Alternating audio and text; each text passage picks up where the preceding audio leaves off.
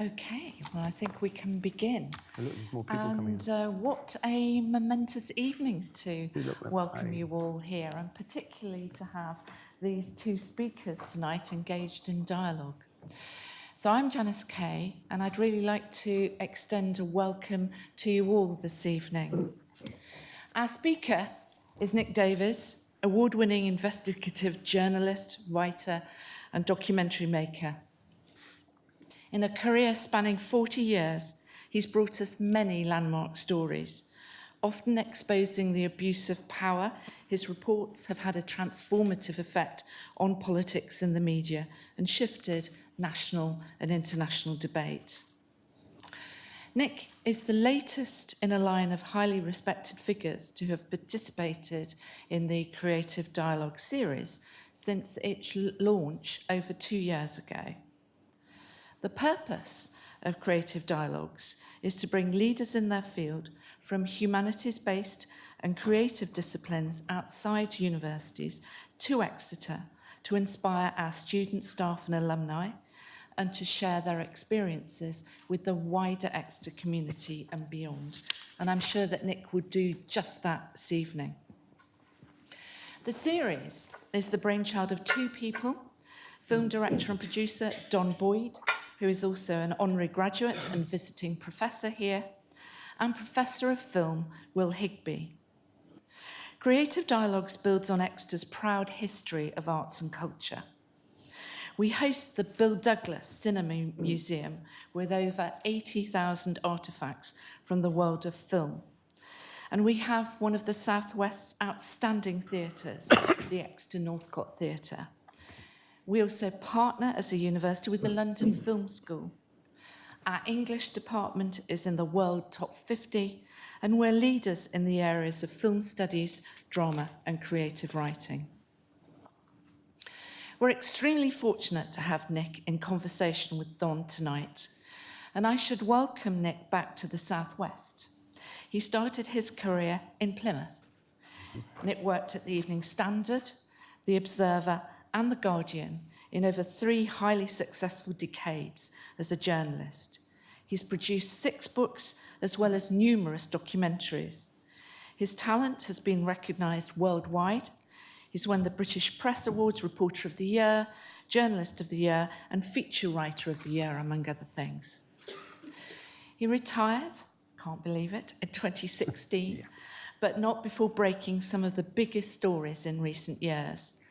He was responsible for uncovering the news of the World phone hacking affair.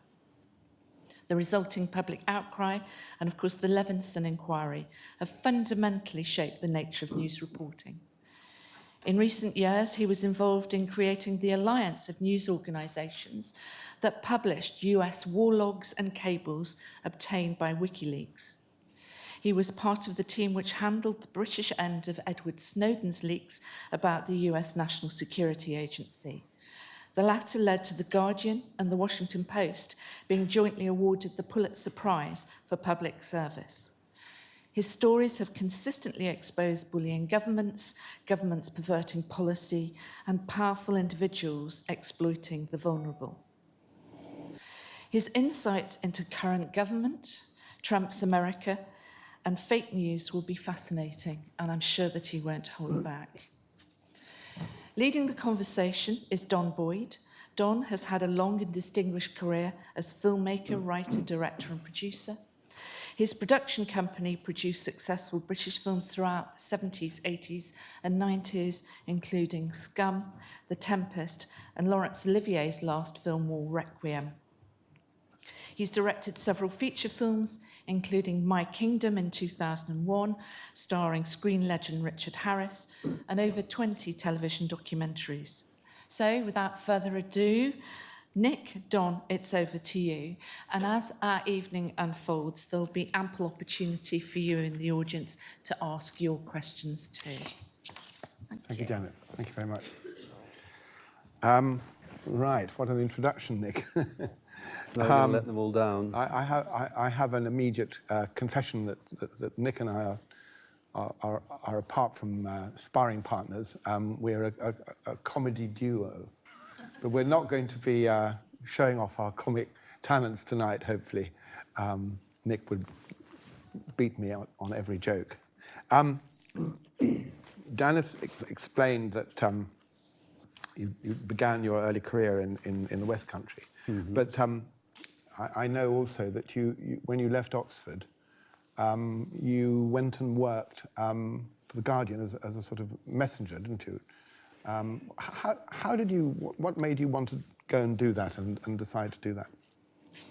There's quite a lot of young people in this audience, and it might be hard for them to imagine what life was like, what cultural life was like in this country in the late 60s and early 70s, when it seemed reasonable to think that there might be, this will sound daft now, but there might be a revolution in the UK or in any other Western European country, that the possibility of radical social change, of introducing radical socialism was real. And that possibility was reflected all over the third world. And so the answer to your question is, I left university in 1974 wanting to be a revolutionary. And the immediate aim, which again will sound ridiculous, was that I would go to South America, where there were very radical student movements who were accessible to a boy like me, who were linked to urban guerrilla movements, rural guerrilla movements, who were seriously threatening to convert South America into a socialist state across the whole continent. So that's what I wanted to do. And I ended up working, I worked on building sites, I rode racehorses, exercising, not in the races. I was a railway guard, earning money to get across there. And this is coming around to the answer to your question, because while I was doing that, which took about 18 months, two things happened. One was that I was smoking far less cannabis than I had been at university. And I began to see that the idea of South America, although politically valid, I would insist, was personally a nonsense. I don't speak Spanish. I've never used a firearm, and I would be absolutely useless if tortured. But the second thing that happened was the Watergate scandal, which you will be familiar with, that two reporters armed with notebooks and pens brought down the President of the United States because he was corrupt, Richard Nixon. And he, Nixon, embodied for me all of the evils and destructive power of capitalism, particularly the US version of capitalism. So that was a magnetic idea. So then the politics that were there, hanging around looking for an outlet, couldn't really be South America, got diverted into the idea of reporting as a way of causing trouble in high places and using words as weapons to effect change. You're not really supposed to say this. The kind of standard conservative model of journalism that people get taught, which is rubbish, is that you're to be an objective observer and tell people what you're told to tell them, which I think is a nonsense. And the best reporters, I don't want to say this of myself, I'm not trying to claim to be good, but if you look at George Orwell, Paul Foote, John Pilger, the reporters who really have made a difference and who you remember and who you'll still be reading in years to come, they're politically and morally motivated. They're not that classic spectator taking notes. Was it easy for you to get into The Guardian, or did you just by fluke get a messenger job there? Because you then went on to work for the Mirror Group, who were your trainees, is that right? Yeah, but so it was very difficult to get started in those days for various practical reasons. Unions, for and there was this little advert in the back of The Guardian for a messenger boy. And I was one of dozens and dozens of highly educated university boys, because I had a degree in politics and philosophy, which didn't obviously relate to the business of delivering mail around the Guardian newsroom. But there were masses of graduates who applied for this thing. And the guy who had been the messenger boy and who was leaving, creating the vacancy, was Francis Wheen, who's the deputy editor of Private Eye and one of the cleverest people you'll meet. And it was because it was a foothold into this magical sealed world of journalism. So I got in there, and so I wrote one piece for The Guardian, which actually was about how many graduates there were doing strangely ungraduate jobs. And I Xeroxed that at The Guardian's expense and sent it to, I think, 600 news organizations around the country who, without exception, told me to get lost. So it's a tough life. But then you joined the Mirror Group. Now, quickly before... Sorry. No, it's very good. I like you to do that. The Mirror in those days represented something that was possibly closer to your heart in political terms, as far as being a tabloid newspaper as opposed to The Guardian, which was very obviously... No, it's not that. It's that Okay, this still goes back to the politics of the thing. In those days, unions were very powerful, trade unions. The National Union of Journalists had a closed shop in Fleet Street. You couldn't work for a national newspaper unless you belonged to the NUJ. And the NUJ said, we do not want people doing this job who don't know what they're doing. So anybody who wants to come and work here has to spend 2 years in the provinces learning the trade. That was a good thing. But the provincial newspapers outside London, by negotiation with the same union, graded the pay according to age. Graduates were therefore 3 years more expensive than school leavers. And what we'd learnt at university was not attractive at all to your average provincial newspaper editor. So I'm really hot on 18th century German philosophy. Not much needed on your average. I started on this Plymouth Times newspaper. So the Mirror Group was one of the very few organizations that would let graduates in. They took 12 people each year and put them down on the local papers they owned in Devon and Cornwall and disregarded the fact that we were expensive graduates. So like Alistair Campbell, for example, was in the year behind me, who went on to be Tony Blair's press guy. And in the year in front of me was Val McDermott, who was a very good journalist, and she's become this fantastically successful detective writer. Wasn't one of your colleagues, Roger Alton, who became the editor of The Observer? No, this was a quality scheme. They wouldn't let Roger in. No, he wasn't there. I think he's Liverpool Post. Changing the tack slightly, what sort of stories then did you cover? I mean, you know, when you got into this situation, which was rather special to be one of 12 to get this privilege. Working on a local paper, I got interviewed by a couple of very nice journalists from this university. Working on local papers is really difficult. Working on nationals is rather easy because on a local paper you have a small patch and there's really not much going on. So you have to work very hard to squeeze something called a story out of this patch. And so from that point of view, it is quite good training. If you're in a national newspaper, the government's collapsing, there are train crashes and plane crashes. I mean, the news comes pouring in. It's easy peasy to find a story. The thing is to weed out the false ones, as we'll maybe come to. Yeah, we'll talk about it. Yeah. So it was quite good training. The other thing about tabloid journalism is that it leads on human interest. So over and over again, you want stories about humans who are in extreme situations that will produce an emotional reaction in their readers. And that's how you build circulation in these popular newspapers. Well, a lot of quality journalism lacks human interest and is dull because of it. And so, I abandoned the tabloids for various reasons after 2 or 3 years, but I'm not sorry that they taught me how to find human interest in any story. But what did you specifically learn? What was the kind of things you learned? Well, so we learned about doorstepping. This is the most, I don't know whether you want to get into it, yeah, but the most important, interesting, difficult, and therefore skillful thing in reporting is persuading people to talk to you when they don't want to. There are a lot of young people who think that reporting is about using the internet, which is a fantastically powerful tool, but it's not enough. So when you want the civil servant to leak the secret memo, the police officer to tell you about the corrupt chief constable, the person whose partner has just been killed in a train crash to talk to you, none of these people want to talk to you, and you have to persuade all of them to do that. And I learnt on the doorsteps of Devon and Cornwall those skills. I wasn't necessarily being taught by the tabloids. The tabloids are very effective on doorsteps, but they have only 2 techniques, which is threats, far too many of them from their national titles, and bribes. They use checkbook journalism. Now, that's better than the weedy techniques that most quality journalists use. I don't know whether you want to get into this, but, the answer to the way to get across a doorstep is that you have to be rather manipulative, and you have to use your imagination as a tool, and you work it, and you think, the person. So doorstepping is the most pure example of this. You turn up on a stranger's doorstep. There's 2 inches of wood between you and this person who doesn't want to talk to anybody. Let's say it's a chief constable. He's just been suspended. Some extraordinary allegations. He's ashamed. He's frightened. And you're going to make him not only open the door, but let you in.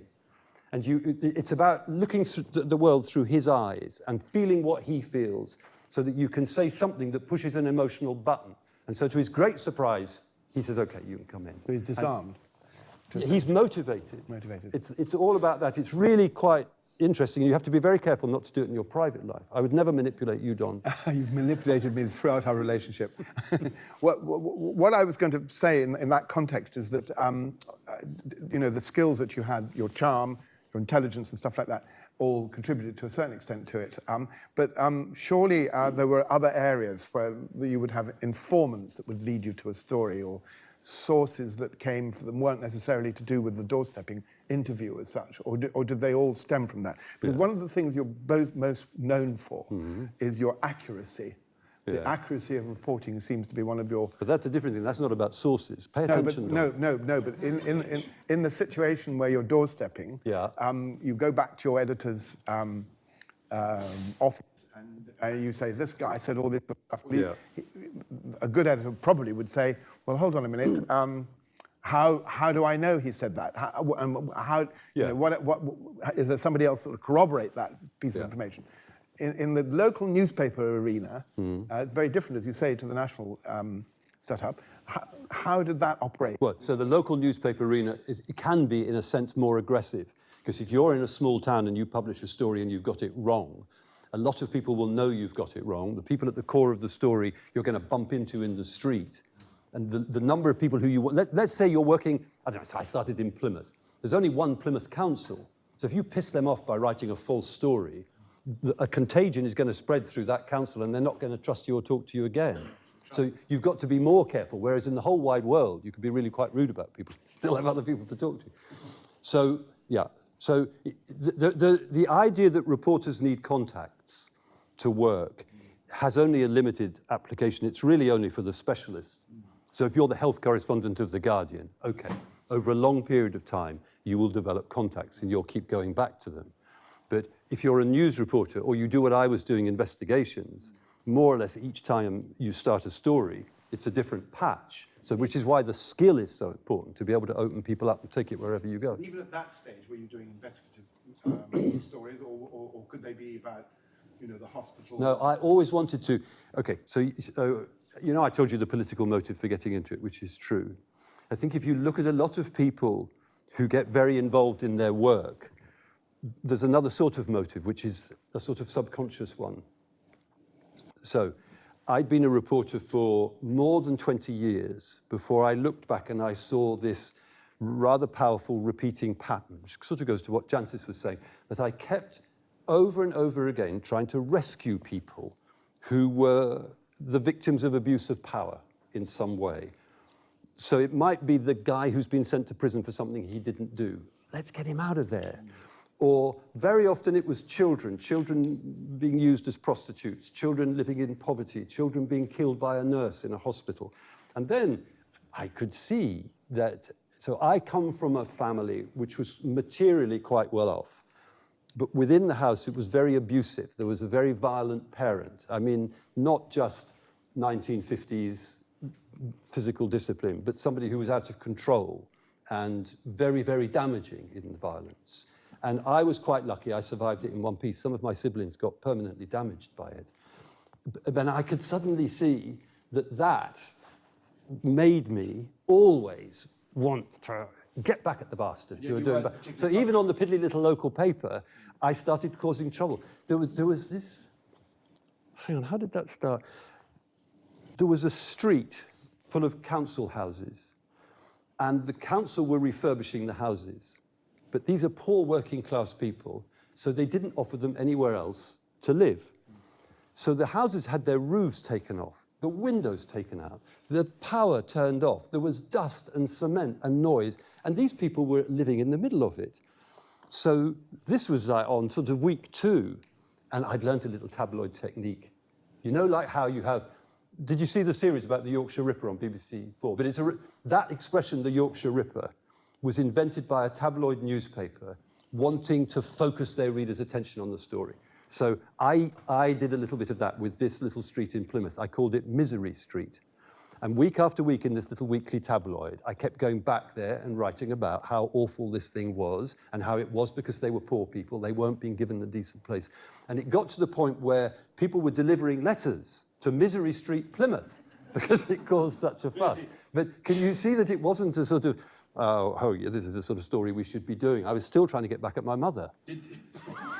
Did you find that your the wider population that weren't living in terrible conditions like that, the politicians, the local politicians, did they give you a hard time about these stories? They said, why is this guy continually pointing out these wrong I think they were ashamed but trapped by a sort of arrogance, a policy decision. Because actually, I've just remembered I did this. So, very early on in that story, I approached the local branch of Shelter, the housing charity, who can be pretty good with campaigning. And there was a really lovely lawyer working in the city, and part-time he was the local branch of Shelter. And every, whatever it was, Tuesday evening, he tried to run a surgery where people with housing problems could come to Shelter. But he was a busy guy, he had a family, and so he couldn't always do the surgery. So I said, well, I'll do it for you. Now, this again is breaking the rules of reporting. You're supposed to be sitting back and waiting for the world to deliver a story. So, A, I was getting involved in the campaign to help homelessness in Plymouth, but B, I was sitting there, these people coming to me with horrific stories about living in damp houses and the council abusing them, private landlords, ghastly stuff. And I'd say, okay, here's what we can do from a Shelter point of view. Also, I happen to be a reporter, so shall we write a story and frighten the landlord or whoever it is? So you were your own source. Yeah. So you're not really supposed to do that, but I don't think it's... Well, I don't think there's anything wrong with that at all. Well, no, you're my friend. Yeah. That leads on to, you work for the Sunday People. Now, Yeah. the Sunday People, from my childhood, and I'm a tiny bit older than you, not much, was regarded, or my teenagers, regarded as the one Sunday newspaper you really didn't read. It was a sort of almost like a red top. It is a red top. Red top. And it had salacious stories. No, well, you're a bit wrong there. Oh, okay. You know, age, memory, the whole thing starts to crumble. I was hoping you'd correct me because I never read Sunday People. Yeah. Tell us about that, because I think you fell out with them. No, so what it is this. The Sunday People, this was, so I left... Doesn't exist anymore now, does it? It has been merged with the Sunday Mirror. Yeah. So I think I left that training scheme 1978. And at that point, the Sunday People, this red-top popular Sunday newspaper, was into some quite serious stuff. So, for example, they investigated and exposed massive corruption among the detectives who were working in Soho, who were secretly involved with the strip clubs and the production of pornography, and the gangsters who then controlled that part of London. And I was reading this on a Sunday, and I just thought, this is magic, this is great. And it was great, it was really, really good work. But tabloid newspapers in this country were on the shift, primarily because of a man called Rupert from Australia. Who we'll talk about later on. Yeah, who in either 72 or 74 bought The Sun, which belonged to the Mirror Group. It was limping along rather lamely. It was in those days a left-of-centre tabloid, and Murdoch bought it. For about a year, he left it left of centre. It was against the Vietnam War. It supported the miners during the big strikes of the early 70s. And then he started to adopt and impose the formula which made him so rich, which was trashy human stories and naked women. And he pushed the paper down market, down market. And no tabloid newspaper was that far down market in terms of trash and nudity. And he started to pick up readers and to make money. And the other tabloids went, whoa, this is threatening. And then he had the News of the World as well doing the same thing. So the Sunday tabloids felt the same thing. And the Mirror, Daily Mirror, to give it credit, tried hard to hold its ground and to say this is about telling working class people what's going on in the world. And they really tried, but Sex and Gossip beat them. So that all the tabloids started shifting down market. And 1978 for the Sunday People was the turning point. Right. So I went there to write about police corruption. And I ended up, doing columns about the plot of Coronation Street coming up next week. Or I did a very important story about a kitten that had got flushed down the toilet, survived. Couldn't get a quote from the kitten. And so you resigned or you fired? No, there's a different thing, which is that there's a culture of bullying in a lot of these newspapers. And there was a man on the news desk, the deputy news editor, who was a really unhappy man. His unhappiness was clear. He was a gay man in his 50s who would not admit that he was gay. And he was just seething with anger towards the whole bloody world and probably towards young men. And he bullied me relentlessly. It was awful. And so as soon as I could, I skipped out. Yeah. And you then, I think, joined the Evening Standard and worked on Londoners' Diary. The gossip column. Yeah, no, that's a gossip column, everybody. Londoners' Diary is a gossip column. Yeah. I think you must have been also probably having a quick look at what I might have been up to at that time, because this was very much the era when I was doing some unusual films in the 70s and 80s. But notwithstanding that, being a gossip column is such a contrast to what you ended up doing. I was desperate for work. You know, you start at the bottom of the ladder and you fight your way up. So, I mean, I did the Misery Street stories, but I was also writing deeply dull stories about parish council meetings on Dartmoor. And so then the Sunday People, it's a disappointment. There's this horrible guy. So there was another person who'd been through that training scheme in the West Country who was working for the Evening Standard and told me there was a vacancy on this gossip column, Londoners' Diary. And so I went to work there, and it was a laugh. We were paid to go to parties, not bad. And I was in my early 20s. I could drink all night. You have to win a dinner jacket and things like that. No, I never got in a dinner jacket. But it was amazing. So you would go at 6 o'clock to a publisher's party and drink warm white wine with some author, and you only had to write 3-paragraph stories. And then you'd stagger out of there a little bit dizzy and go to a film premiere, and there's the big film on the screen. And then you'd come out of there at 10:30 and go to some huge party.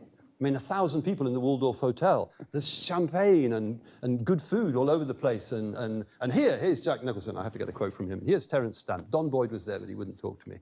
So, I mean, this is much better than working. I would never have talked to you. But so then there were terrible hangovers, but I could handle it then. So you'd sleep, if at all, an hour or two, drink black coffee, go back in, write your bit stuff, and then start all over again at the end of the day. Did you begin to feel rather awkward about this? No, I loved it. So in other words, you could have stayed being on the Londoners' Diary forever. Yeah, but I was lucky because the guy who was editing Londoners' Diary moved to The Guardian as news editor. And we had got on well. Right. And he then came back a month later and said, OK, do you want a job? And I really did want to work for The Guardian. The Guardian disappoints all left-wing people, because it's only marginally left of centre. And that's always been the way, going right back to the early 70s. But that was it. If to the extent that there was a left of centre newspaper, it was the Groniad. So I was really lucky to get in there on his coattails. And you were then able to start writing stories in the arenas that you were most interested in. Yeah. You did have a lot of interest in crime stories, didn't you? Yes, this was because, this is my mother again. My mother's an extraordinary woman. She was very, very conservative in lots of ways, and a very bad mother.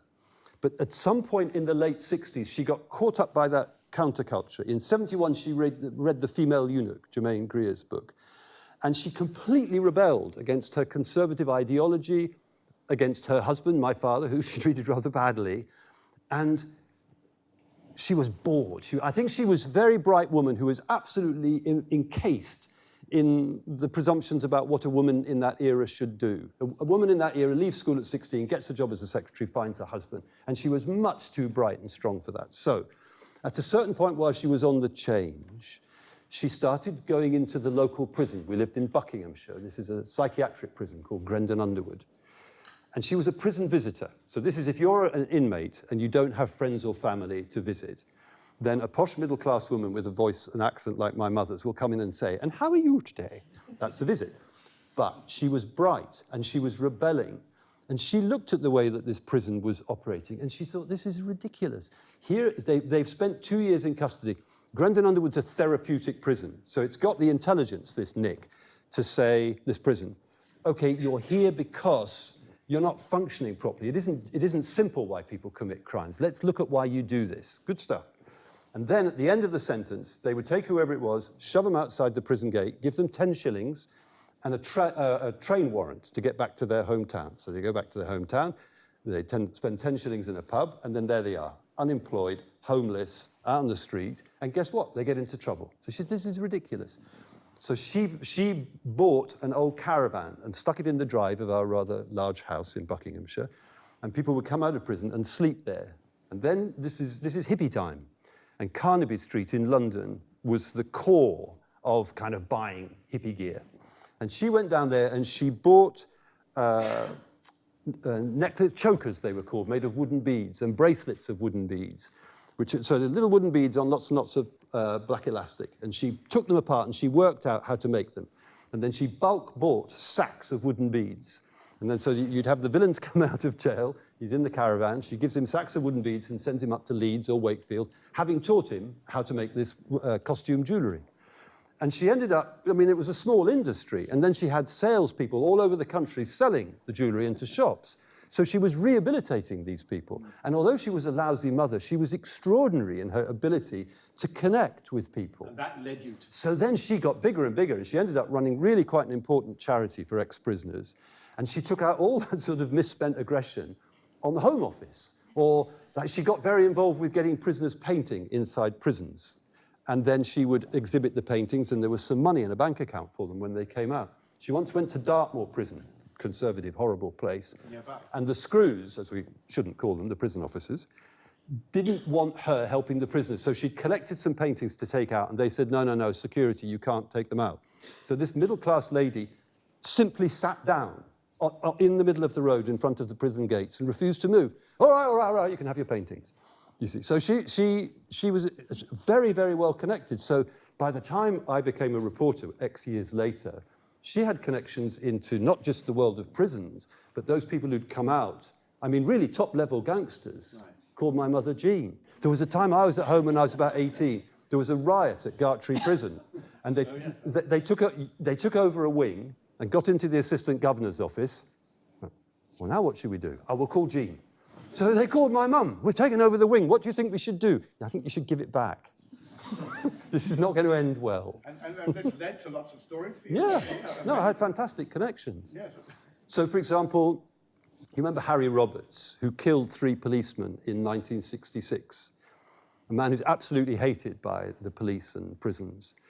And he'd sort of disappeared, but he was notorious. You know, football crowds in those days would try and irritate the police on duty by singing songs about Harry Roberts to piss them off. I mean, he's a bad guy, he's a killer.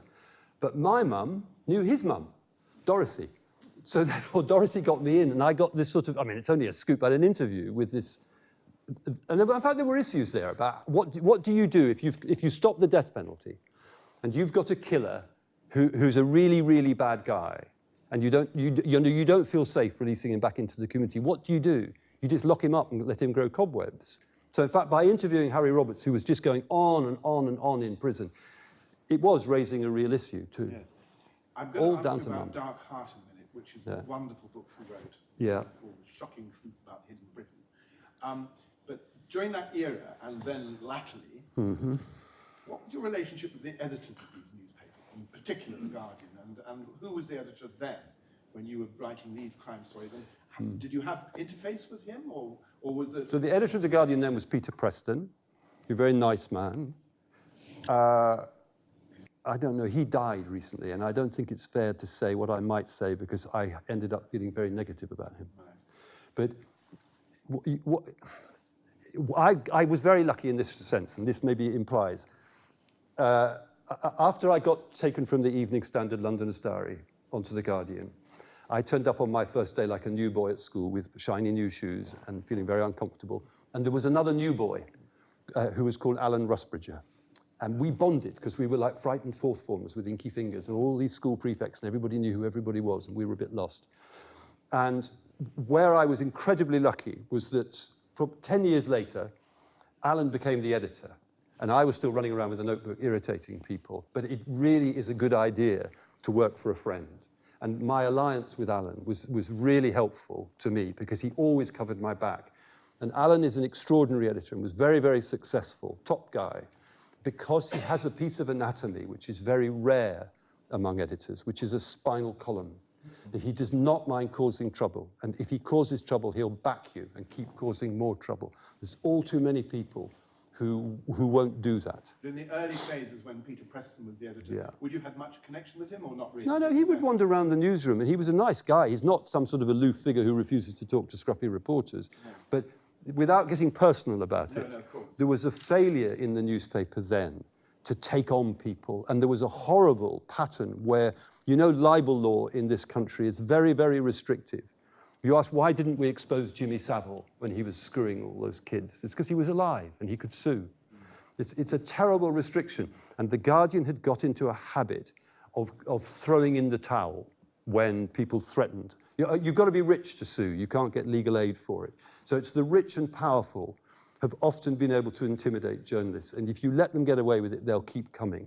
And there was a shortage of spinal column up there at the top. Nick also wrote a fantastic book called Flat Earth News. I'm going to talk about Dark Art as well, and he deals with the relationships between journalists and editors in the book. It's a brilliant book about the press generally.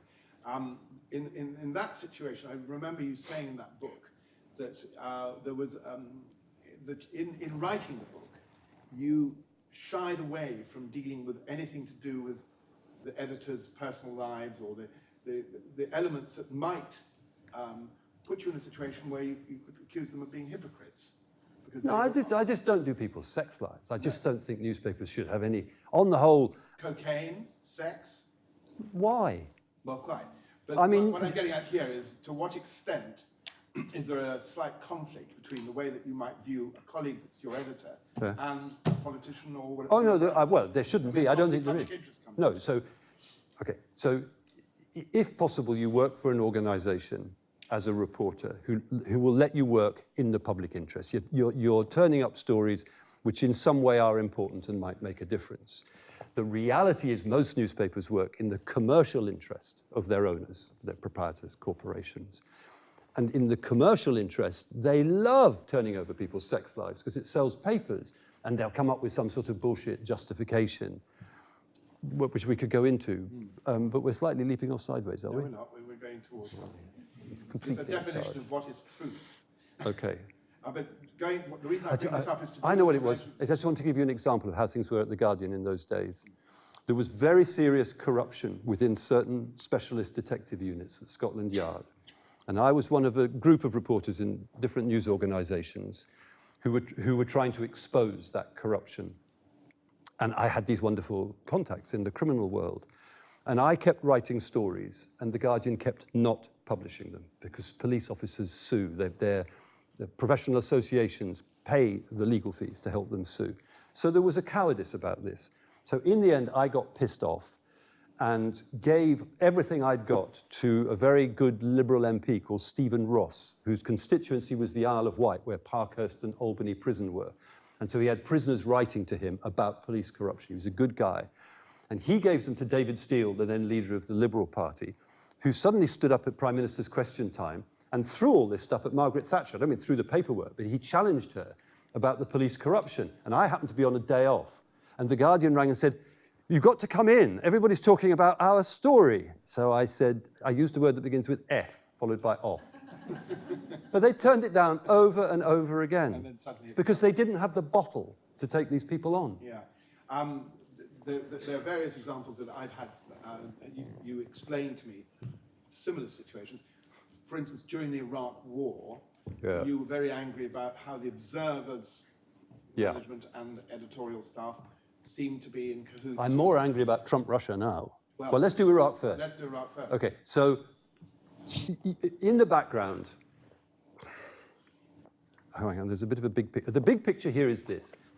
The internet has broken the business model that has sustained journalism across the developed world since the Industrial Revolution. So newspapers keep cutting back their staff. They have fewer and fewer resources to do the job. Okay. Over here, you have a new industry which scarcely existed when I started and is now very powerful. That's the PR industry. People so every single person who has an expectation of being covered in the news, governments, trade unions, corporations, celebrities, NGOs, all have press officers. And what they do is they decide what should be written about them. It might well be true, but who the hell said that we should allow the local police to decide what we say about them? That's what happens now. Okay. And on the other side of them, you have a really spooky setup, which is propaganda, which is so this is military and intelligence agencies who will fabricate false stories and use various methods, including the press officers who work in the mainstream, to feed this falsehood and distortion into news media. Do not think the Russians are the only people who are doing this. It's across all of the NATO nations, and it's huge. Okay.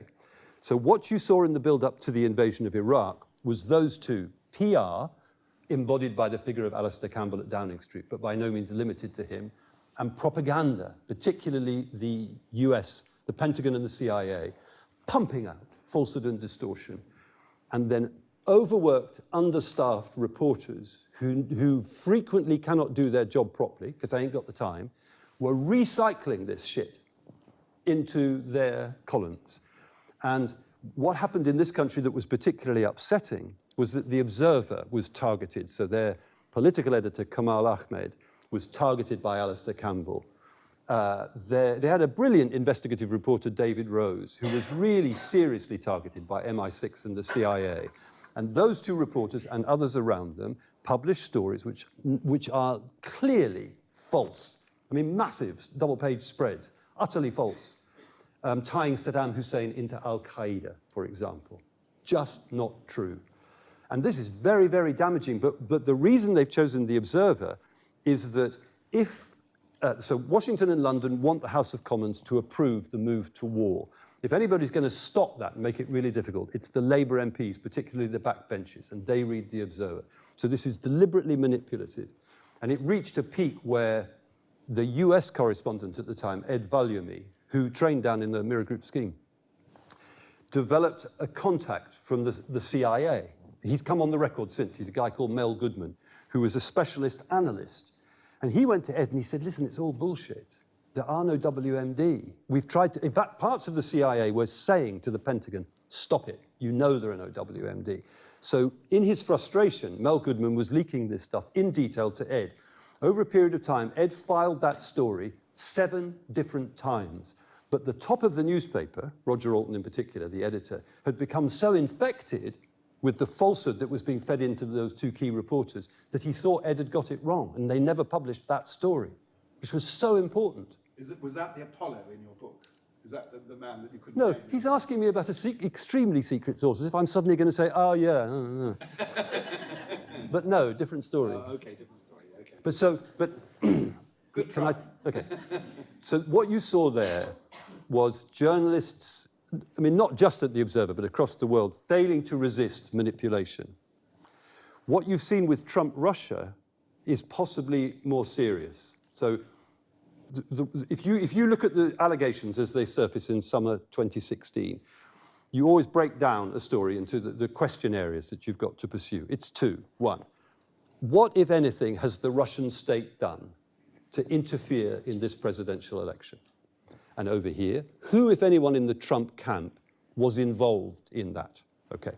Now, as time goes by, the evidence emerges in relation to the first set of questions is very, very detailed and compelling. If you read the indictments which Robert Mueller has produced, he did amazing work. He names 13 Russian intelligence officers who were involved in the hacking, the exact dates when it was going on, the address where they're based in Moscow.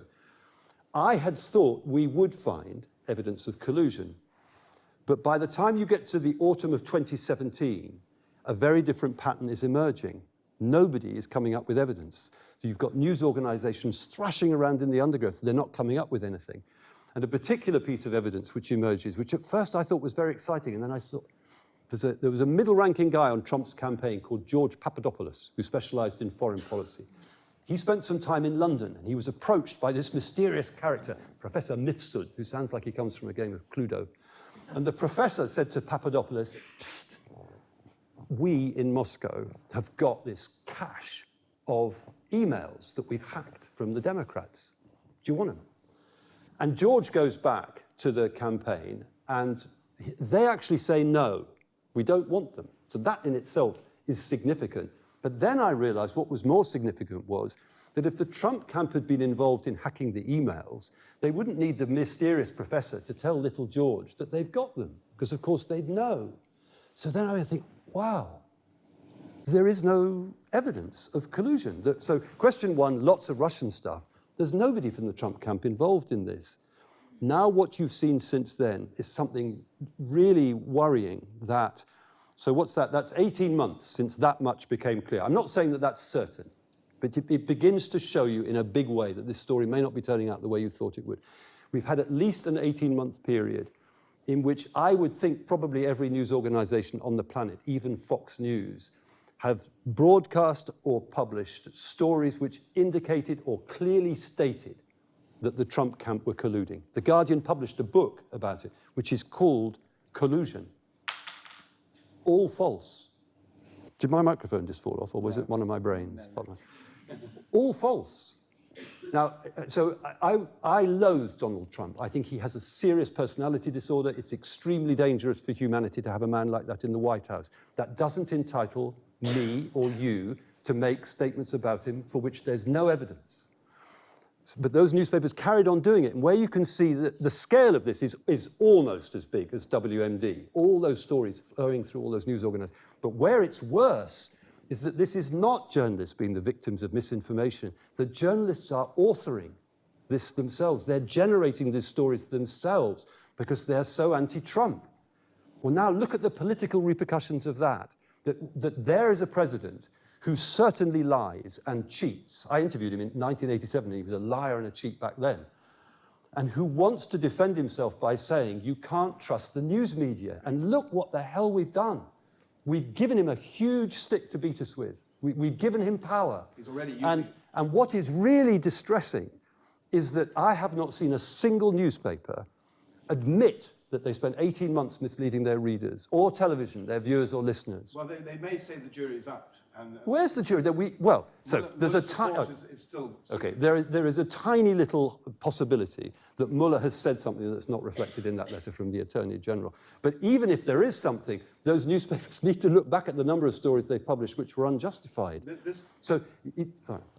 No, this leads me to another story. But you see why it's more serious? Yeah, no, if you're generating it, you're not the victim of manipulation. Totally. You decided to. Well, I was going to bring up the question of victim here, because this leads me to a story which was a much more tabloid-oriented story, which is the McCann story. Yeah. And the sensational amount of fabrication that went on there. And Yeah. You have to pay out to lots of the people that were guests at the Yeah, famous dinner. horrible. Horrible. Were you in any way embarrassed by what happened with Millie Dowler in relation to the phone hacking story? Because that's something that people do talk to me about whenever I say that you're my best friend.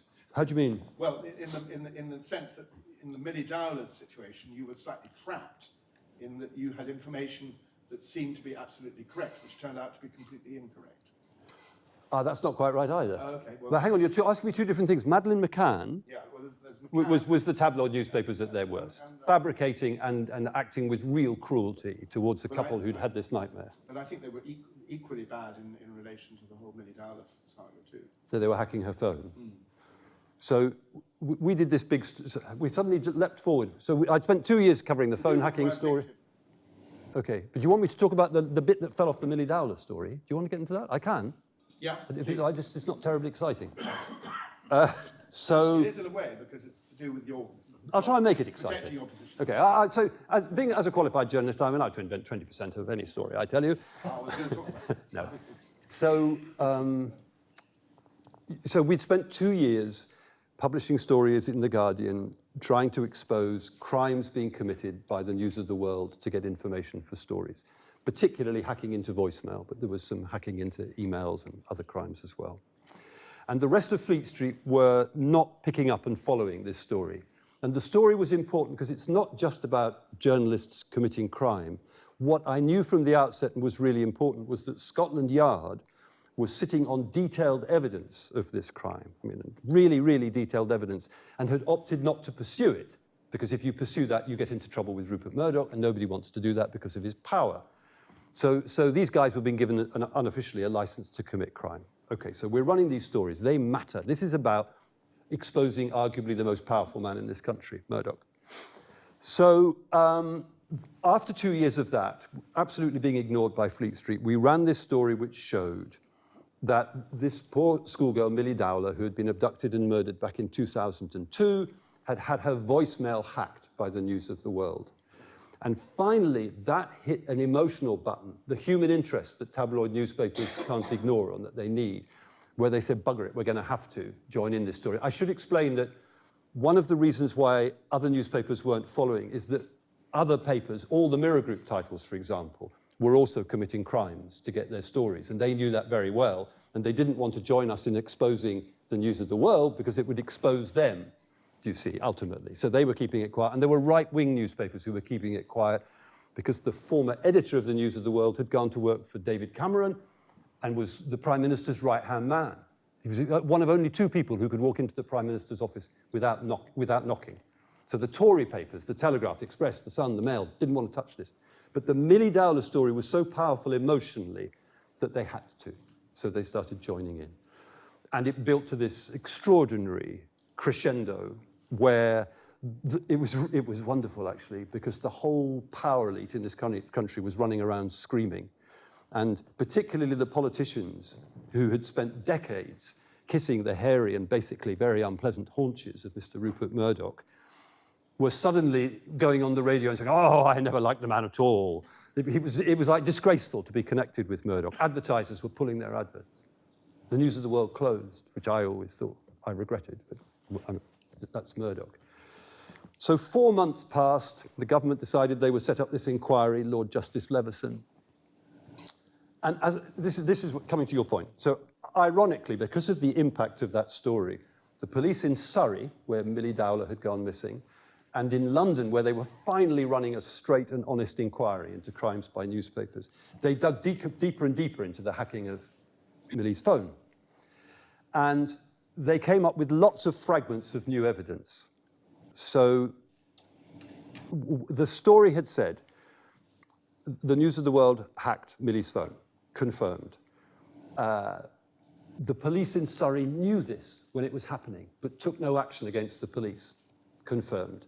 News of the World had a second private investigator who got confidential information about the Dowlers out of British Telecom, confirmed. The police in Surrey thought their own phones were being hacked and still do, confirmed.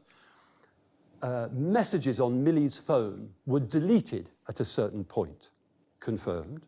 And this caused her mother to think, Millie's alive. It's what we call the moment of false hope, confirmed.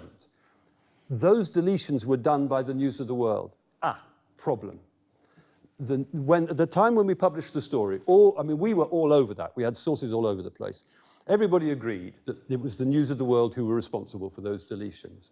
What then emerged was that Millie's phone was really, really primitive. This is 2002, and it had an automatic system which would delete her messages 72 hours after they had been left there, even if she hadn't listened to them. And that seemed to me incredible and ridiculous, that if you happened not to listen to your phone for 3 days for some reason, your messages would all vanish.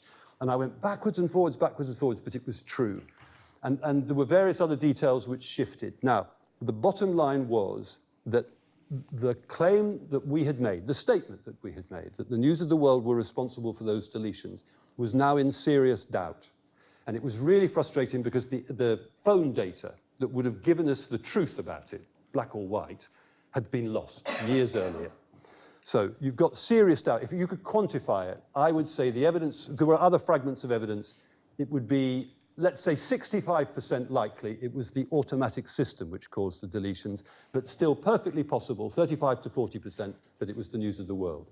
Right, now you've got a newspaper industry whose backs are against the wall because of these stories that we've published, and they are very, very angry with us, and they're very frightened about what's happening. So this became the repeated statement in the Daily Mail that the Millie Dowler story was false. Well, you remember all those ticks? What we've got is a significant element of that story in doubt. It became in the hands of the ghastly Rod Liddell at the Sunday Times, a man who shouldn't be allowed anywhere near a keyboard, that we had deliberately made it up. Alan Rusbridger, the editor of The Guardian, sent me an email, said, if you want some money, sue Rod Liddell, because he can't possibly stand that up. But they used that to throw pressure back at us. It was scary. And there was a point when, on like day 2 or 3 of this, we were on the front page of papers being accused of liars and scumbags. The News of the World would never have closed if you hadn't invented this story. And Newsnight rang up. And they went to the editor's office. Well, we want to do this on Newsnight tonight with Jeremy Paxman, so one of you's got to come on board. And Alan and I looked at each other. Alan Rusbridge went, you! And he's the boss, so I ended up being wheeled onto Newsnight. And it's never very easy to do live television because it's frightening. And Paxman isn't frightened. He does it every bloody night, or did then. And so I had the unpleasant experience of being, there was a guy from the News of the World, this awful guy, and I was being like verbally bounced around the studio for 2 or 3 minutes by Paxman.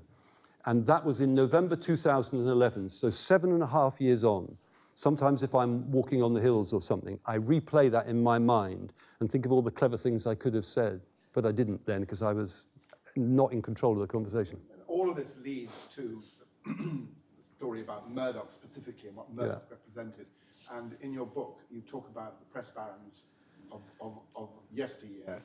What do you think is the predominantly different element that makes Murdoch the character that he is now compared to the Beaverbrooks? So if you go back to the, say, pre-Second World War, you have Beaverbrook in this country, Hearst in the United States. That generation of owners perfectly explicitly and openly bought newspapers as tools of propaganda. People like Beaverbrook didn't make any secret about it. That's what I'm here for, that's why I own this newspaper. And they would stick their cigar-stained fingers into editorial coverage.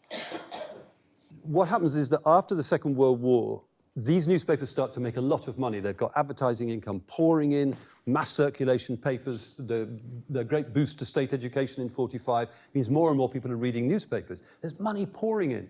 So then you get a different generation of owners who can see the chance to make a great deal of money. So you get big profit-hungry corporations moving in. Well, and Murdoch. So it's happening in local papers. People like Johnson Press buy up lots and lots of local papers. National level, you have Murdoch, who ends up, I think, with 189 national newspapers around the world. And they're making a lot of money out of it.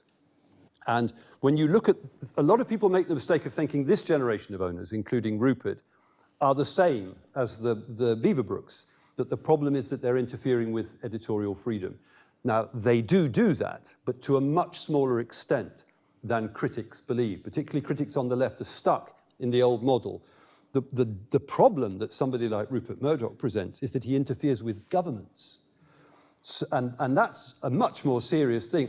He will interfere with his editors, but on the whole, he's too busy flying around the world. He is I think, a man with a real personality disorder, that he is addicted to making money. He can't stop. There he is, in his late 80s? He's got Jerry Hall for company, and he's still having more and more money, like King Midas. I wouldn't be in his skin for anything. Really uncomfortable life. Okay. The last Prime Minister of Australia, Malcolm Turnbull, I'm sure if he were here would agree that he was usurped by Murdoch's papers in Australia, particularly The Australian, his national paper. The last Labour Prime Minister of Australia, Kevin Rudd, I know says the same thing. Gordon Brown would tell you the same thing. This is serious stuff. This Australian with an American passport marches into this country and decides we shouldn't have Gordon Brown as Prime Minister. We might not have wanted him, but it's up to us, not this guy.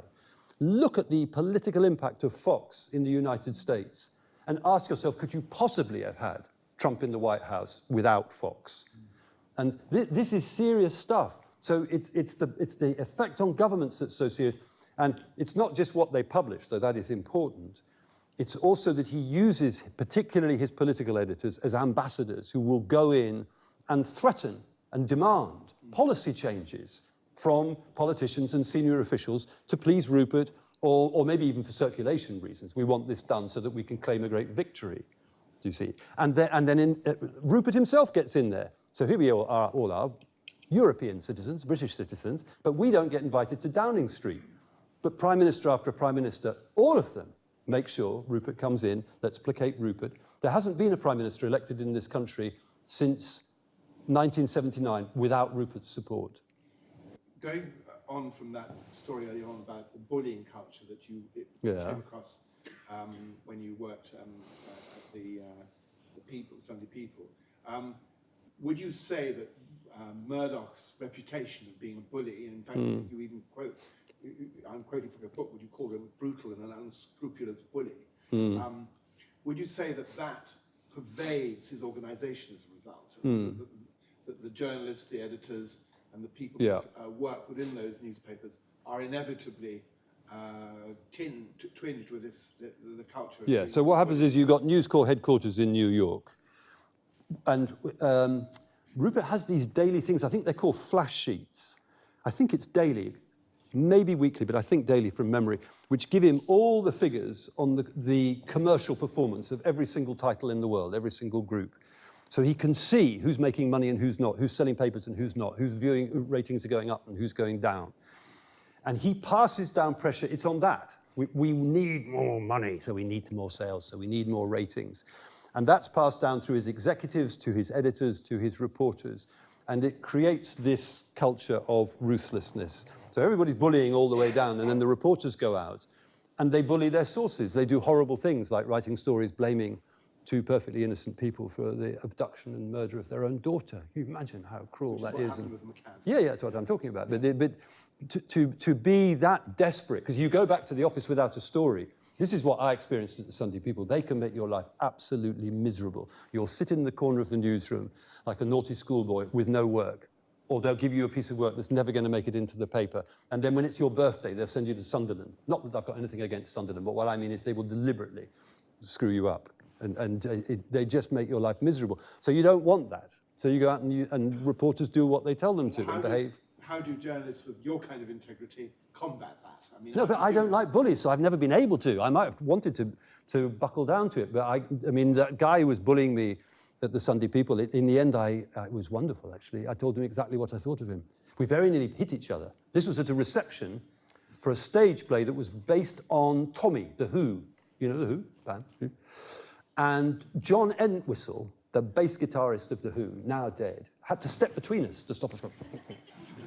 I wish he hadn't. The industry that had the PCC, and you, as a result of your... This is the press regulator, the Police Complaints Commission. No, Press Complaints Commission. Sorry. And you, probably because of your story, the phone hacking obsession, created a situation where the government set up a very important inquiry, the Leveson Inquiry. Leveson. How do you feel about all that now? I know there are various factions that don't like what he recommended. There's the PCC, which is now has a controversial rival in terms of press regulation. Okay. How, you know... So take it in two stages. You remember the Leveson Inquiry that was streamed live from a court in the High Court. And I thought it was just wonderful. I was really, really glad we did it. That there were 4 prime ministers, various chief constables, the most senior civil servants in the country, and those most secretive of all animals, newspaper editors, forced to sit in front of a microphone and be questioned closely by a very clever barrister about what goes on in the corridors of power. And I loved it. I thought it was great. Why should you keep all that secret? And why should you do these deals with Rupert? And that was great, the spectacle of these people being forced to talk about what they did, which also included giving some of the victims of media abuse a chance to talk, like the McCanns. And then the second thing is he produces this report, and he came up with, it's a very difficult thing to deal with when I had to give evidence of this thing. And I said, this is a real riddle. How do you regulate a free press? And we could get lost in the detail here, but he came up with a solution. It's called independent self-regulation. You say to the newspapers, you go off and set up a regulator. We'll have a few people who will come in from time to time and check that the regulator you've set up, for the first time in human history, is actually independent of you. We'll have a bit of a checklist, like you can't have serving editors on the regulator, and you can't have serving editors' brothers. Don't try that, do you see? So you're doing it, it's self-regulation, but it's independent. Now, this is primarily not actually about phone hacking and invading people's privacy. It's about whether newspapers can get away with publishing falsehood and distortion without having to correct it to their readers. And particularly the tabloids, but also the others, don't want to be compelled to correct things when they get them wrong, particularly if they've done it deliberately. So they didn't even know what Leveson was going to come up with, but they didn't like the smell of it. They could see that they were in trouble. So before he even published his report, at a point when nobody knew what he was going to say, the tabloids got together and placed advertisements in each other's pages with mugshots of notorious dictators like Mugabe or Saddam Hussein. And they said, Leveson wants the state to control the press. The Sun ran an editorial. If Leveson gets his way, civil servants will decide what you can read. This was before he'd published a word. They were making it up. It was what scientists call totally false. It was a lie. And then when he published, he wanted this form of independent self-regulation. They want a regulator that they can control. So if you look at it this way, if Leveson had his way, newspapers would not be allowed to get away with falsehood and distortion. They'd have to correct falsehood with equal prominence. So what weapons did newspapers use to stop Leveson succeeding? Falsehood and distortion. Wave after wave of it that began with that advertising campaign and continued with the endless claim that this was state regulation or statutory regulation, i.e. by law, a campaign of dishonesty, And what's happening in the background is that the impact of the phone hacking scandal is fading. And governments and politicians generally are reverting to the position of trying to find Rupert's haunches and get close to them. And so tabloid editors like the ghastly Paul Dacre from the Daily Mail, a very bullying, aggressive man, were able to go into politicians and threaten them, is what it amounts to. And so, in the end, there were various things that government needed to do. And it's Theresa May's government, at the end of the day, that took those legally necessary moves and kicked them into the long grass. So that we don't have an independent regulator. We have a regulator that, like the last one, is controlled by the newspapers. And Leveson had a very good expression. He said, we can't have newspapers marking their own homework. Well, there they are again. They put Paul Dacre, a serial breacher of the code of conduct they claim to want to abide by, right at the heart of it, in charge of the code committee. Trevor Kavanagh from The Sun, a man who brings shame on his profession. They put him on the Central Council. It has no credibility at all. And the bottom line is here, if it were not for newspapers getting away with engaging in falsehood and distortion, we would not now be involved in Brexit chaos. That's sometimes seen as an achievement of the right wing of the Tory party, but far more powerfully and historically, it's about those newspapers drip-feeding falsehood and distortion about the EU into the public domain and then campaigning for the referendum. I was told... But so Leveson gets kicked into long grass. Sorry, I was told reliably that the current editor of the Daily Mail was a Remain... Yeah, no, I think that's right, isn't it? Had a Remain philosophy, and that he got his job as a result of the fact that Lord Rothermere, who owns the Mail, his wife, had discovered that the passions that the current editor of the Daily Mail has about Remain. Yeah, but let's not be nice about Lord Rothermere. No, I mean, he's a greedy not bastard, nice isn't he? Yeah. And saying that this gives you an idea as how people get their jobs. Yeah. And how they're But it was no secret that the Daily Mail runs more falsehood and distortion, or did under Dacre, than any other newspaper in this country. And that's saying something, because we have a notorious press. And Lord Rothermere knew that. Everybody knew it. Don, please, can you behave nicely? Okay. But Rothermere allowed Dacre to behave badly for years and years and years, because he was making a lot of money out of it. Can we just quickly deal with Assange and the whole WikiLeaks thing? Because If you want to, but I suspect she's telling you to give these people a chance to ask questions. But we ought to have you talk about that. What do you want me to say? Tell the story about how you ended up being the person that was essentially the person that met Assange, and it led to the whole WikiLeaks one. Okay.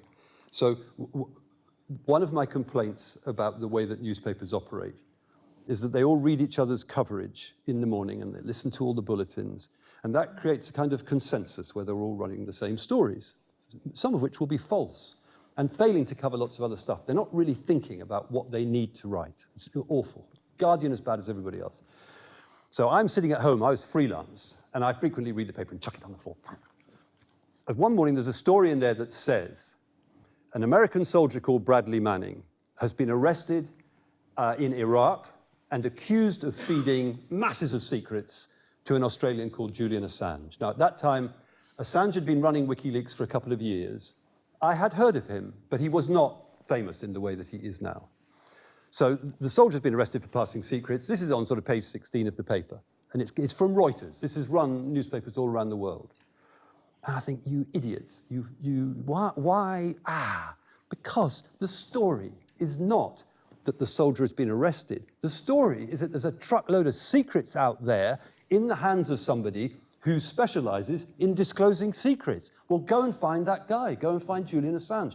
And it's a horrible reflection of the way in which newspapers don't think. They just recycle each other's agenda. Jeremy Corbyn doesn't like Jewish people. Okay, everybody run the story. Wait, has anybody checked? No, everybody else is running the story. Check. It's awful. Look at the coverage of Venezuela. Awful. Trump, Russia. It drives me mad. That's why I retired. I can't stand it anymore. So I spent a lot of time. So it is actually, this isn't very difficult. You win awards for this shit, but it really isn't very difficult. Working from home, I had access to a database run by The Guardian that contains every story published by Fleet Street for decades. So I put Assange into the search engine, and there's been a couple of stories written about him, and they refer to other people who've worked for him in Iceland and in Holland. So I start ringing them up, and And it's like doorstepping down the phone. Come on, help me get in touch with Julian. And it took about 4 days bouncing around the place. And eventually one of those people called back and said, look, don't tell Julian I'm telling you this, but he's in Brussels and he's staying at this hotel. So I got our lovely Brussels correspondent, Ian Traynor, who since died of cancer, really good guy, to go to the hotel and say to Julian, crazy old Nick Davies is getting on a train and wants to be your friend. I think a bit more sophisticated, but you get the idea. So I turned up, and there was Julian, and Ian came with me, and we went to a cafe, and Ian only stayed for an hour. You can hear I talk a lot. I talked to Julian Assange for 6 hours. You know, it could be classified as a form of torture. And the point was that it was amazing. This was really exciting. It is great being a reporter. These two guys who interviewed me earlier, I said, you know, it's great fun being a hack. Because so I sit down with him and I say, so what have you got? And he said, well, I've got the internal US Army record of every single maneuver and operation they've been involved in Afghanistan since they went in there. I said, oh. And he said, and I've also got the same in relation to Iraq. And I used foul language to express my surprise. And then he said, I've also got this collection of cables. This is messages sent between US embassies around the world and State Department headquarters in Washington. That goes back to 1966. What? Okay, no. And I've also got the personal files of all the prisoners in Guantanamo Bay. This is the biggest leak in the history of humankind. It really was. It's been superseded since. Because you hold information in digital form, you can leak this stuff in much bigger quantity. You really would have needed a truck to take that away, and people might have noticed Bradley Manning doing that, as that soldier was then known. So what Julian was planning to do was to put it on the WikiLeaks website, which is what he'd been doing hitherto. But he's a bright guy, and he could see that the model wasn't quite working. He was managing to get information from secret sources and had constructed this clever, like sort of electronic twisted pathway where people could feed information in while remaining anonymous. Nobody would know who they were. Nobody could chase them. But putting it on the website, we had a long talk about this in this cafe in Brussels where I tracked him down. It wasn't working. It was just throwing it into the darkness. And he realized that news organizations also weren't going to his website to get stuff because they didn't know whether another news organization was already doing it and ahead of them. News organizations need to feel safe that they've got the story. So on the train going out there, I had thought, this guy's not going to like me. He doesn't like the mainstream media. I have to find a way of presenting this to him which he will feel good about. And so I had this idea that if we hooked up with the New York Times and other newspapers, it wouldn't be the greedy hack saying, oh, I want the story. It would be providing a platform that would give him one of the things he was missing, which is impact. Mainstream media websites have enormous impact in a way that WikiLeaks wasn't. And also, he was obviously under pressure. The source had been arrested, and I felt, was going to be worried. Was he about to be arrested? Was somebody going to attack him? Was somebody going to attack and bring down the website? So I said, we can give you a kind of protection by creating huge impact. We can put a sort of political shield around you so that they won't be able to do bad things to you. And that became very, very complicated as time went by. But essentially, that's how that all started. And then we went to London, and we brought in the New York Times, and then Der Spiegel, and worked at this treasure. From a journalist point of view, it was Treasure Island. Just picking up, before I put it for questions, this thing about impact. You've worked as a TV documentarist. Yeah. You've written books. You do journalism. And of course, now there's the internet. So there's the various media that are around that can provide impact. You have powerful theories about the way that the print world has been so, in a way, screwed over by the internet and what it represents for newspapers. Is this to do with impact, or is this to do with the money it costs to have journalism done at its highest level, or is it to do with... The internet, wonderful in many ways, is also very destructive. And it's destroyed the business model. So just about every single news organization in the developed world is really struggling to fulfill its function. And the PR industry are exploiting that. Very dangerous. There's another dimension to it, though, which is that one of the reasons I quit was that I lost faith in the idea that I was talking about at the beginning, post not becoming a revolutionary in South America, that I could use words as weapons to create change.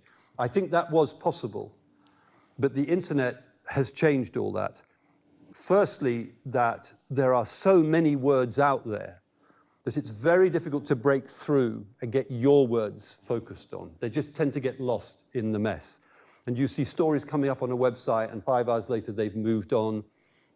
So it's very difficult to get the attention that you need to get the impact you want. And then beyond that, because the internet now functions as an information sewer in which falsehood, distortion, and unreason flow round the world on a scale and at a speed that's never, ever occurred in human history, that has absolutely polluted the public domain in which you might then get the subject of your story discussed if you were lucky enough to break through. So even if you do break through, you don't get the rational reaction that you want because you've got politicians now who so one of the, I suppose, the core thing is that politicians are still trying to get themselves elected at the next opportunity, the next election. They have an electorate which is riddled with misinformation. And so they will feed that. And so you can say, you know, here's a really important story and it's telling the truth. Well, if it doesn't happen to fit with the current flow of misinformation, you're not going to get a rational response. And that's a big problem, and it's relatively new. And what about the impact of visuals, in other words, film and YouTube, and the ability to push a story in that way as opposed to the print? I would say the problems are the same, aren't they? Yeah, they're the same, but do you think that the so-called people's power that comes from being able to use an iPhone to witness a story of some kind will also... Well, so there's a limited range of stories where people with phones are amazing, which is the news that breaks visibly in a public location. So, for example, years ago there was that tsunami in Japan, and people with cameras filmed that wave coming in and the destruction it was doing, and that was on social media within 10 or 15 minutes. That beats any news organization. The bombing at the end of the Boston Marathon was an early example. So it's visible and in a public place. But beyond that, if you've got to dig to try to find information, you've got, I would say, well, maybe this is a bit big, but I mean, I think that humans are beginning to lose the capacity to be interested in evidence in favor of simply grabbing at factual statements which happen to please them. And that's on the left as well as the right. I'm not as cynical about it as that. I would say that empirical information is vital. You know, we want to know something's true and we want to find out about it. And You're we from a want to different know the source. generation. I mean, I'm not even saying that as a joke, but we grew up in a different world. We're dinosaurs. But you can see, I mean, you look at Brexit and Trump, you can see it very easily. The infections of falsehood. People saying, I don't care what you tell me about this country leaving the EU without a deal. I want to do it. There was an amazing interview with a man I saw online. At a point when people were talking about the no deal and there could be shortages of food, he said, I think it would do this country a lot of good to go without food for a while. Listen to yourself, you idiot. But they're not. I don't care what the facts are. I know what I think. That divorcing between the facts and what I think is catastrophic and widespread. And it's your fault. Oh, totally. My romantic spirit. Let's have some questions. I'm sorry to have kidnapped Nick in this way. Gentleman just there with the check shirt. Or tartan shirt. Hello. So firstly, thank you for coming down and also for your work for showing... can you hear me? Is that all right? Yeah. It's a bit iffy. So thank you for your work further showing Murdoch to be the bastard that he is. And so what advice would you give to someone such as myself who is trying to become an agitator through the medium of journalism? Some people from the university who are here might already say I am as a writer for exposing alongside these guys. Yeah. What sort of advice would you give us for sort of future reporters, people who might not have any contacts in the industry already? Okay. And also sort of to stick to it with, as you said, the many problems that it has right now. So first of all, I'm entitled to my pessimism because I'm an old bastard, and that's the way you are. I'm becoming a curmudgeon. I don't want to infect you with it. So second, try and become a reporter. And once you get past that, you know, writing about parish councils in the middle of Dartmoor, it's a fantastic job because you get paid to meet interesting people and do interesting things. I mean, it's really good. You get paid to be a witness on whatever is interesting. And then as you move on, you get paid to hurt bad people. So it's good. Don't let me put you off. I think the way to approach it isn't easy because people are contracting. I think one thing that helps is if you can find either a subject area or a physical area in which you become a specialist. So one example of this is young would-be reporters going off into war zones. This slightly worries me because there are people risking their neck in areas where mainstream reporters know it's too dangerous to go because it gives them a chance to file a story back. You could go to Nicaragua if you speak Spanish. No, seriously, there's a story that's not being told, that's extremely interesting and getting very little coverage. So you could go to a place, you could even pick a town, you could go to Brighton or Exeter and say, okay, I'm going to specialize. Or you take a subject area. You could take, for example, food, which is a pretty big, important subject. If all you did was to read the specialist magazines about food, like Farmers Weekly, for a couple of weeks, you would start to know things that national newspapers don't know and should know. So then, if you pick your special subject, you then, sounds like mastermind, then you should target one particular news organization, and preferably one particular person on it. So if you're going to do food, find the reporter on The Guardian who's most interested in food, for example, and keep sending that person stories, and they'll ignore you. News organizations are terrible at dealing with freelancers and outsiders, because you are now a freelancer, you've made yourself one. But there'll come a point when they say, oh, okay, actually his story about food is good. Stick it in the paper. Then the next time you contact them, you're a food specialist, he's more likely to take your call. And then there'll come a point when he's being asked to do a story about food and he'll call you. Sorry about all the sexism in the pronouns. So specialize, do you see, in the subject area and in the target of your work. And that's one way of breaking through. The other is to sell cocaine and work for free. Next question. This lady here. I think you can get away without a microphone if you fancy it. He did because the mic was a bit blinky. Yeah. No? No, have a go. I'm happy for you to try. Oh, there's two of you. Is there only one mic? No, there are two. Let her try it and see how we get on. You won't hear me. I can hear you now. I can hear you now. And I could repeat I'll repeat the question. Well, try the mic. I mean, My question is, why do journalists refer to their reporting as stories? Because for me, stories are fiction. Yeah. And it seems to me that means, why don't you have another word for reporting? Well, okay, so why do reporters call their work stories? Because it sounds like we're writing fiction. A cynic would say it's because we are. No, I don't know, there's all sorts of slang you get in newsrooms. I mean, if you say articles, it's just got too many vowels in it, it's too long. So we don't call ourselves journalists, we call ourselves hacks, which is actually a very rude way of describing journalists, but we routinely describe ourselves as hacks.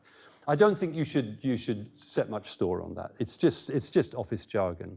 So all journalists, as far as I know, across the English-speaking world, use that word, but it doesn't mean that they're setting out to write fiction. It really doesn't. I think one of the sad things is that most journalists have good intentions. Lots and lots of bright young people like these people come into journalism because they want to write the truth about interesting and important things. And the shame is that they can end up working for bad organizations that won't let them do that. And then they can end up I think it's a very interesting question because it was one of the questions I was going to ask Nick as to the distinction between journalism and art, for instance. Because in my world, in the world of film, people will say, well, filmmaking is really just telling stories. So the same word crops up. And I actually don't like that word story in our context either. It's a very loose word because film art can be something that isn't a story at all. Whereas Hollywood would want you to always believe that everything that they've made was a story of some kind.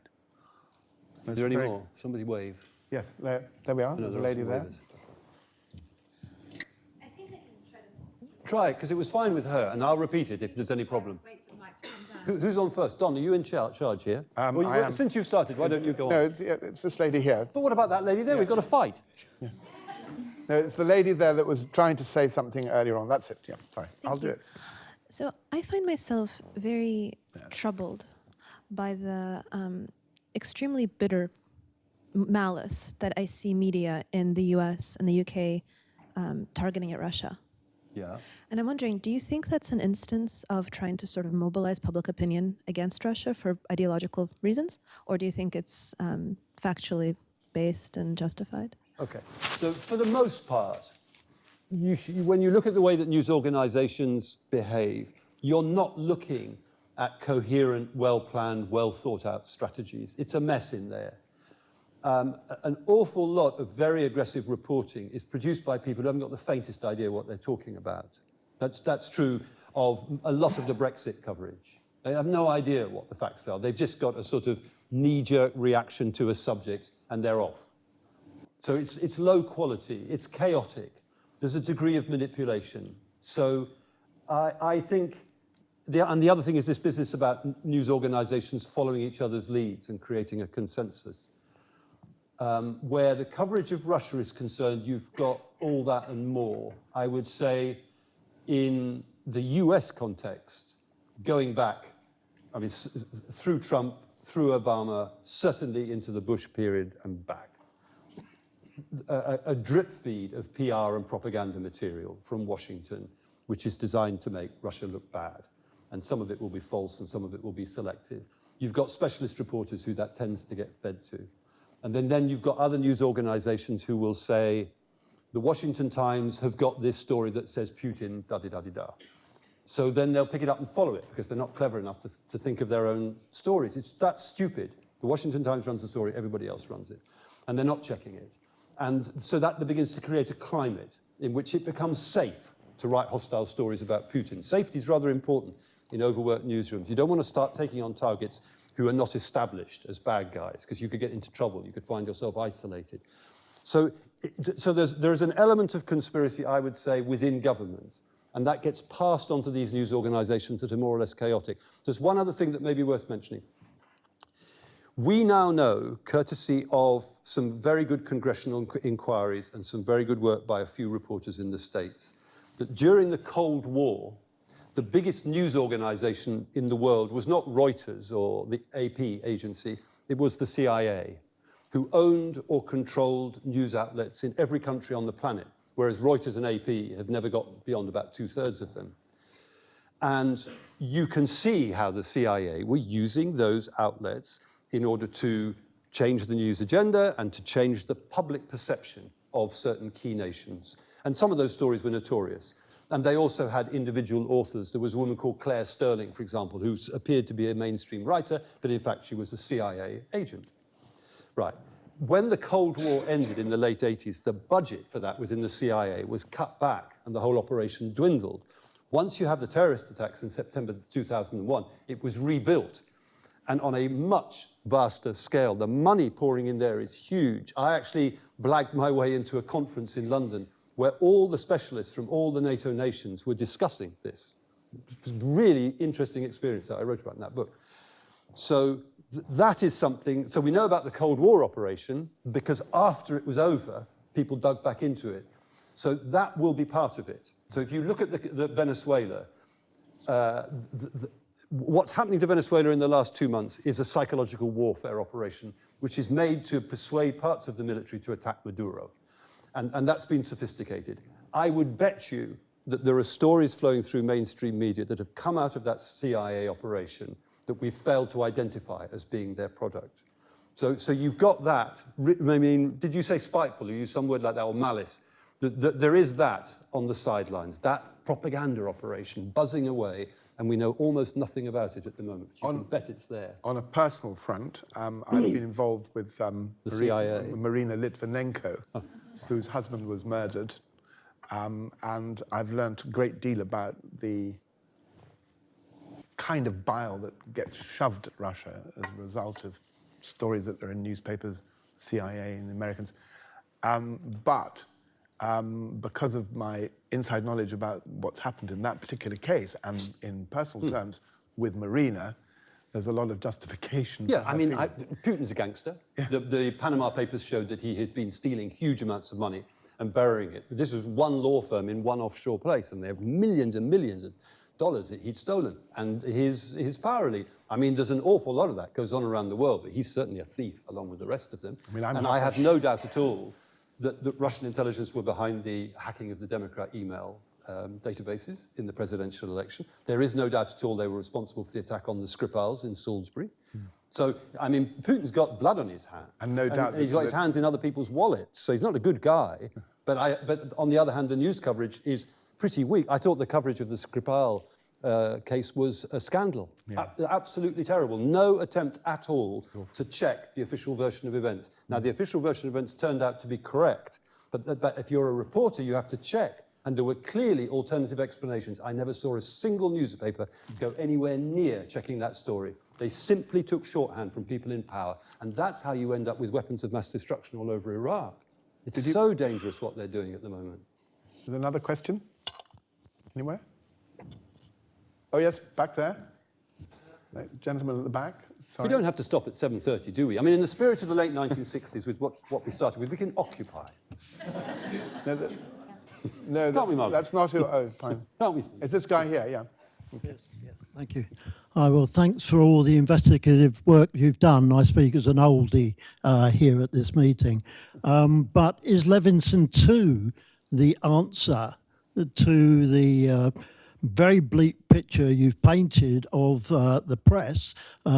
I hope the young man isn't daunted by it all. No. As an absolute corrupt organisation controlled by multi-millionaires, has great influence in the UK. Let me answer your question, because we're running out of time.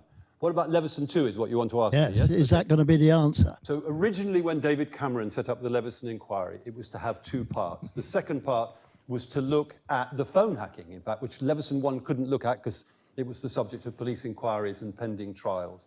And it was to look in particular at the corruption and the relationship between reporters and the police, which could be very interesting. Theresa May and her government, frightened of Rupert Murdoch, frightened of the Daily Mail and all the rest of them, have cancelled Leveson 2. That's not going to happen.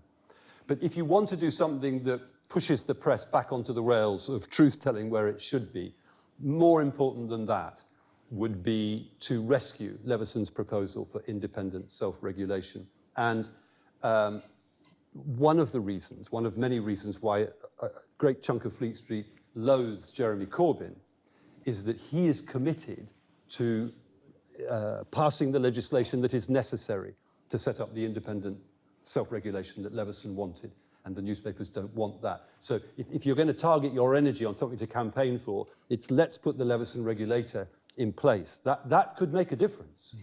A huge difference to the way this country runs. That leads me to something that I would have liked to have spent time talking to Nick about, which is the whole question about what the Fourth Estate actually represents as a political, sociological, philosophical phenomenon. I'm glad we didn't get to that. No, that would have bored everybody silly. But no, what is truth, says jesting Pilate, and would not stay for an answer. Nick, brilliant. Thank you very much indeed. It's been wonderful hearing you talk.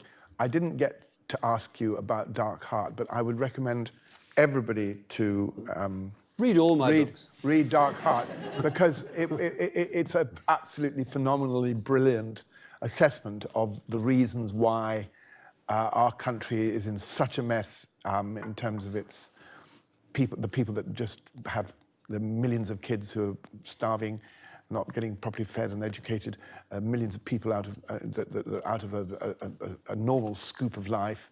And the book was written how long ago? 20 years ago? 1996. Yeah, it's about poverty in the UK. And it's a wonderful, extraordinary. You know, when Mrs. Thatcher took power in 1979, 7% of the children in this country lived below the poverty line, which was pretty much a scandal in the fourth biggest economy in the world, as it was then. And by the time she left, that figure had changed. It wasn't 7% of the children below the poverty line, it was 30%. That woman manufactured poverty. And now it's heading towards 36%. A disaster. It went up last year, this year. Yeah. Okay. But, Newspapers hide it all. I can't hear?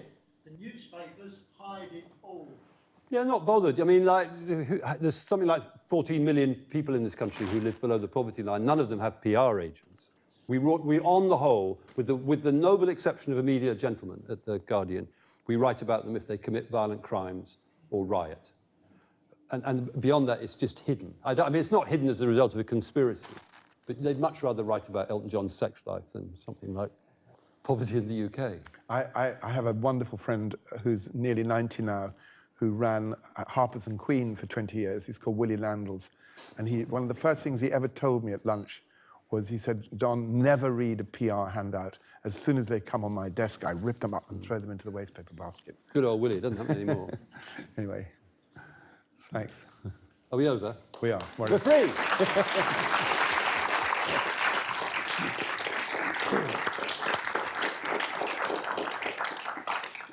Okay, for those of you who don't know me, my name's Will Higby. I'm a professor here at Exeter, and I'm involved with Don and others in the Creative Dialogue series. We've overrun, and sorry if anyone had to rush, but no one's left, which means we've overrun, and everyone was entirely here with us, engrossed and engaged, and with what was a really, really fantastic creative dialogue.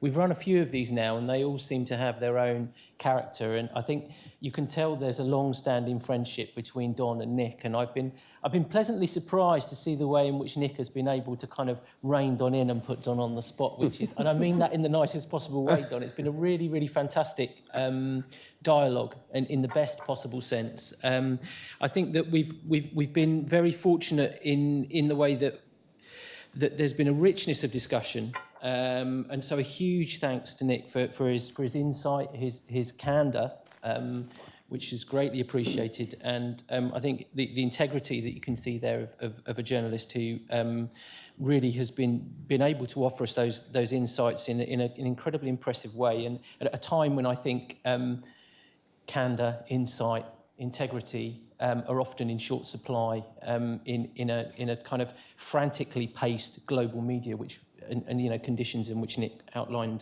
very eloquently in his in this creative dialogue.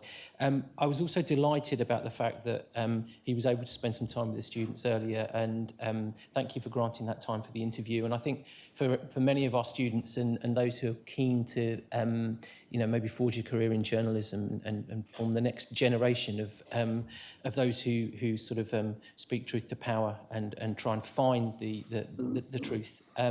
I think this was a sort of masterclass for them. So thank you very much for that as well.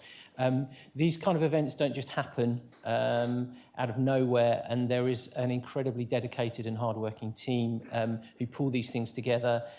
Thank you very much to the events team, to Margaret House-Hayes, who never likes me thanking her, but I thank her every time because it's really... Margaret. Thank you also to all of the administrative team and professional services in the College of Humanities who do a great job in supporting us here, and to John Primrose and the technical team for capturing this event and making sure that we can archive this so you know, people who weren't able to make it and subsequent sort of generations of or subsequent years of students who are here can access this material, because that's important to us to kind of build an archive and to let this engagement spread beyond just this evening's event. Thank you also to the Provost, Janice Kay, and for her support for the creative dialogues, and to the college for the support that it shows for these events. And also thank you to all of you for turning up on a sunny spring evening, and for some of you at the end of a very long term, students and staff. But I think we've been richly rewarded. So if you could just join me in thanking Nick once again for a really fantastic event.